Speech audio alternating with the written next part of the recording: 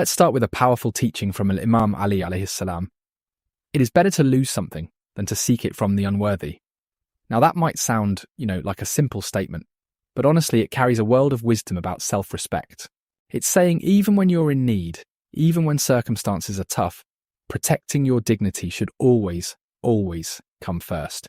Because here's the thing, when you prioritize your integrity, it's not just about avoiding humiliation, it's about shaping how you see yourself, your confidence, and really your own self-worth.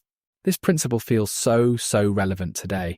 We're in a world where sometimes it seems like people will do whatever it takes to get ahead, and that can mean relying on the wrong people. But think about this.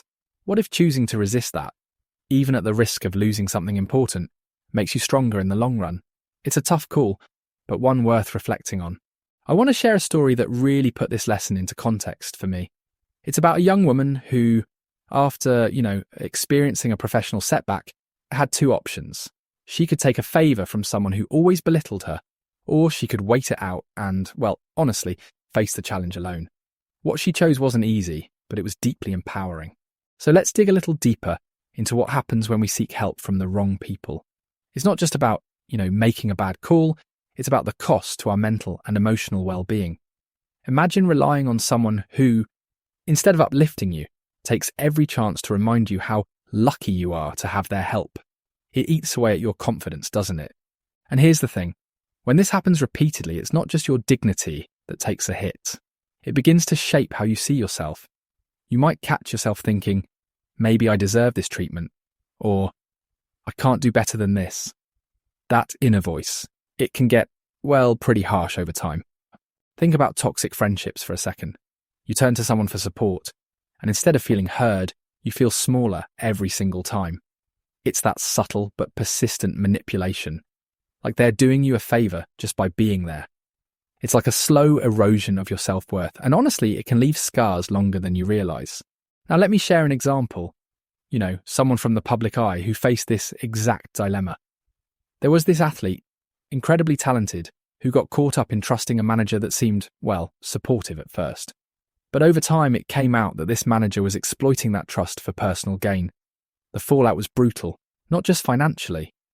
For years, people linked this athlete's name to poor judgment. It's a harsh reminder of how misplaced trust can ripple far beyond just one bad choice. How about you? Have you ever stepped back and asked yourself if the help you're getting comes with strings attached or, worse, a cost that hits deeper than you expected? It's worth reflecting on, because recognizing it is the first step to taking back control. Let's talk about the how. How do we identify individuals or sources of support that are truly worthy of our trust?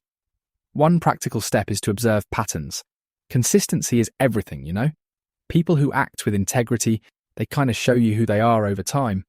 It's in the little things, like keeping promises or even just how they treat others when no one's watching. Another key piece to this is emotional intelligence, both theirs and, honestly, ours. Are they empathetic? Do they listen without judgment, without making you feel smaller? And on your part, do you trust your intuition? Because let's be real, that gut feeling when something's off is usually spot on. It's that inner compass guiding you toward or away from someone for a reason. And then there's this fine balance between vulnerability and self-respect, right? It's not wrong to need help, but how you ask for it, and from whom, makes all the difference. Do you feel like you're surrendering your dignity just for assistance? If so, maybe it's time to pause and reevaluate. Seeking help shouldn't come at the cost of your self-worth. Here's a story that stayed with me. There was this small business owner, let's call him David, who, after a sudden economic downturn, found himself on the edge of losing everything. He had offers for financial help from peers who, let's just say, didn't value his principles. But instead of taking shortcuts, he doubled down on his values, worked with a community fund that both respected and celebrated his work ethic. And that choice, it not only saved his business, but also built trust within his community. That's integrity in action. So if there's one thing I hope you take away from today, it's this. Your dignity and character aren't negotiable. Choosing to surround yourself with people who truly lift you up, even if it takes longer or looks tougher, sets the foundation for a life you can look back on with pride. And that's all for today. Remember, as you face life's challenges, your dignity is your compass. Thanks for spending your time with me. And until next time, take care of yourselves and each other.